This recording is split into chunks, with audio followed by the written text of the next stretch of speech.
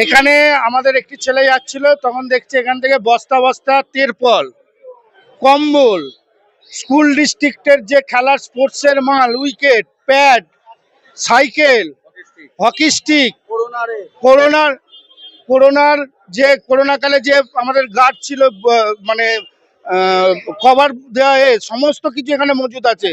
কয়েক লক্ষ টাকার জিনিস এখানে মজুদ আছে, যেগুলো পাচার করছিল। আর এর পেছনে জড়িত শ্যামল মিত্র এবং অরূপ রায়। বাড়ির সামনে আমরা আমরা আমরা আমরা পুলিশে কমপ্লেন করেছি, এফআইআর করেছি। দরকার হলে অরূপ রায়ের বাড়ির সার্চ করাবো। অরূপ রায়ের গোডাউন, বাড়ি সার্চ করতে হবে। এটা দিয়ে আমাদের একটি ছেলে যাচ্ছিল, কার্যকর্তা সোনু বলে। তো ও দেখতে পায় প্রথমে এখান থেকে লোড হচ্ছে, তো সঙ্গে সঙ্গে ফোন করে আমরা যে মুহূর্তে গাড়িকে জিজ্ঞাসা করেছি যে কি হচ্ছে এগুলো, সঙ্গে সঙ্গে ড্রাইভার গাড়ি রেখে চলে যায়। হ্যাঁ, গাড়ি রেখে পালিয়ে যায়। হ্যাঁ, অবশ্যই পাচার করছিল, পাচার করে না, পাচার করছিল। ঠিক শামীম আহমেদের মতো এরও শেষ দেখে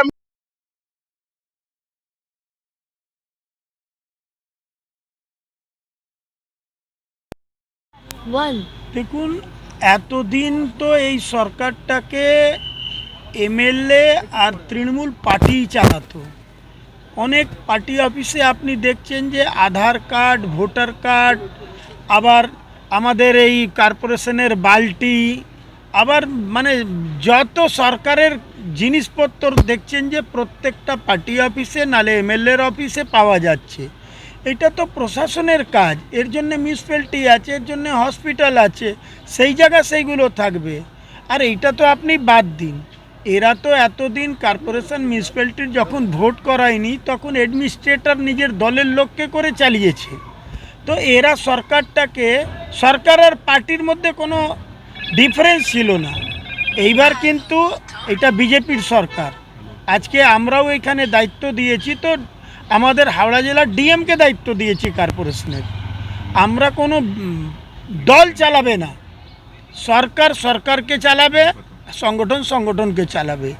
এরা এই দুর্নীতিগুলো করেছে দীর্ঘ 15 বছর ধরে, সব জায়গায় নিজের লোক, নিজের আত্মীয়, সেই জন্যই তারা চুরির কেসে জেলে যাচ্ছে। আপনি ভাবতে পারেন যে পশ্চিমবাংলাতে শিক্ষার মানটা কোন জায়গায় ছিল আর কোন জায়গায় ওনারা নিয়ে এসছেন। আজকে শিক্ষামন্ত্রী জেলে ছিলেন, এখন বেলে আছেন।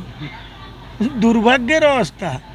কিন্তু এইবার এই পুরনো কথা বলে তো লাভ নেই, যার কাছে যা আছে সেইটা কিন্তু সরকার বের করবে। 2 নম্বর কথা হচ্ছে যে যারা অন্যায় করেছে, যারা এই ভ্রষ্টাচার করেছে, তাদেরকে কিন্তু খুঁজে বের করে তাদের জায়গা জেলে হবে।